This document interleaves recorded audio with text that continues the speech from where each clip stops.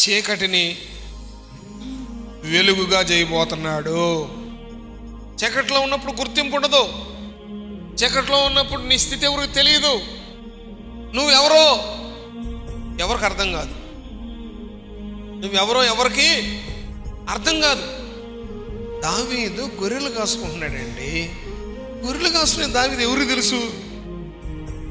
ఏమంటే అరణ్యంలో తన తండ్రి గొర్రెలను మేపుతున్నాడు.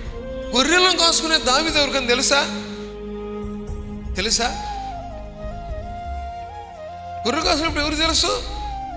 ఒక సమయం వచ్చింది, గొల్యాతును కొట్టాడు, దేవుడు వెలిగించాడు.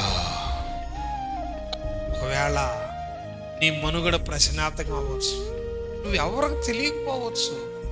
దేవునిలో ఎదుగు, నువ్వు దేవునిలో ఉండు, దేవుని చేయి పట్టుకో. నా దేవుడు నిన్ను పరిచయం చేస్తాడు. నా దేవుడు నిన్ను పరిచయం వంకర త్రోవని సరళం చేస్తాడు. నీ జీవితంలో నా దేవుడు వెలుగు ప్రకాశింపజేయబోతున్నాడు.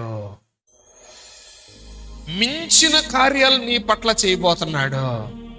అద్భుత కార్యాలు నీ పట్ల జరిగించబోతున్నాడు. నువ్వు నమ్ము, నిలబడు, దేవుల్లో ఎదుగు. గొప్ప కార్యాలు నీ పట్ల దేవుడు